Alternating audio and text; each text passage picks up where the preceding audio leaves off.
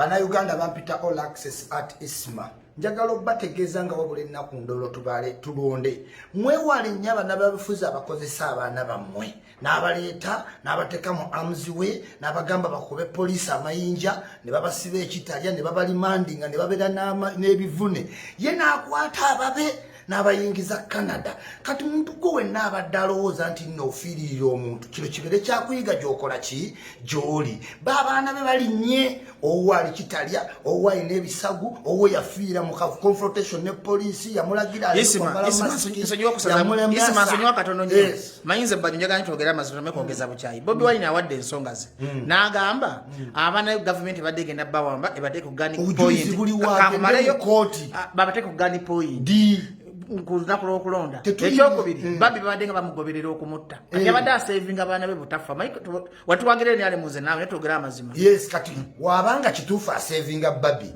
kyotegeeza bwe bafolowinga Babi tebafolowinga Nubianiri talina baana Edi Muto talina baana ate bano bennyini abajja abato ba youth boogamba bosuubiza Uganda empya bwe baba balondoola ababa ababeera mu kikomera ate baana ababeera ku mmotoka zo nga beekutte wabbali ng'obagambe bakube poliisi amayinja Uganda mulina okujjukira politics is who gets what, where and when. Ogenda funa ki di na kiseera ki. Tojja mu amuziwe ngo weerimba nti osindika omuntu nga interest zize. Kati ababe bali Canada babo baliwa.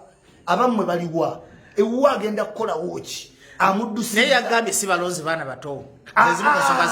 Kati n'abalala balina abato nabo lwaki tabayambye ne bagenda ebweru yali ayagala tuyambira abaddugavu bali China lwaki tayambye abantu bonna bali mu struggle abaana baabwe ne bagenda ebweru after all tebalonda ayina power mukwano gwa Bujuba Anthony mukwano yandipakidde ennyonyi namba nga gye yatusuubiza okuva e China nti ekomyawo baddugavu oyo kawadi oyo mutiitiizi yategedde ekiddako abasavinga bakama bawe bali wano interest zammwe tuzimanyi zikwatagana n'abali b'ebisiyaga ne neighboring countries mu destabilizing Uganda. I promise you our security forces are very combative, assertive to protect Ugandans and their property borders beyond. Babade bakuse.